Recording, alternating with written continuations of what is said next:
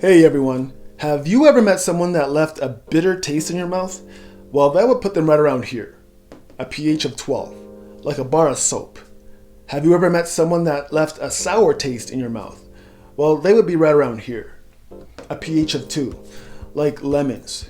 See, acids taste sour and bases taste bitter. And these chemicals are destructive in their extreme form and will burn your skin if not handled with care. See, now right in the middle, we have the neutral zone, water, with a pH of 7. Now notice when we meet people in this zone, they usually leave a refreshing taste in our mouth, right? That's why this pH scale is so unique. Why? Because it's the universal indicator that measures how acidic and basic chemicals react with other chemicals.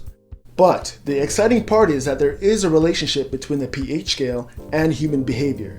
Because at the end of the day, we're all just chemicals, right? And up to 75% of those chemicals is liquid H2O, the neutral zone.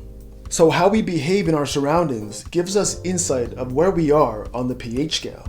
In other words, the farther away we stray from the neutral zone, the greater chance of becoming toxic, poisonous, and destructive to ourselves and to others. Let me demonstrate. When pouring acid on toilet paper, we can see that the chemical reaction is destructive in nature. The same thing happens when people portray a toxic nature. They destroy things.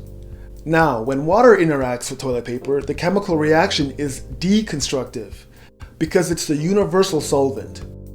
The water molecules gently dissolve the fibers in the paper while holding all the atoms in their original form. People do the same for technical applications like doctors and mechanics. They gently deconstruct complex systems in a way that preserves each part. And there's one more thing. Along with being deconstructive, we all know that water is capable of neutralizing and diluting the concentration of acids and bases. Watch this. Acids and bases in their extreme form all have something in common with fire. Can you guess what that is? They all burn and have the potential of being destructive when not handled carefully. So let's look at a blazing fire, for instance, and how it destroys nearly everything it touches. And in most cases, the solution to neutralize the violent flames from causing further damage is quite simple. Just add water, and lots of it. When people behave violently, like an extreme acid or base, it also involves physical force intended to hurt or damage someone or something.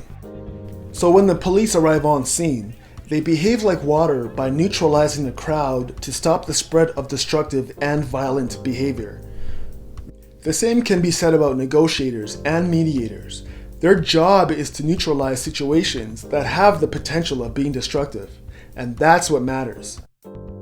So the takeaway from this video is the relationship between human behavior and the pH scale. And the best part is that it's universal, so it's applicable to everyone. So by applying this pH scale to our daily lives, we can genuinely ask ourselves, where do we stand on this scale in relation to the world around us?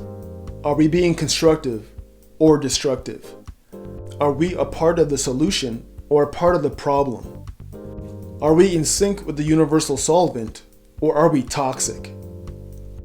So with that being said, thanks for watching, and let's stay hydrated, because the closer we are to the neutral zone, the more likely we behave in a constructive and productive way.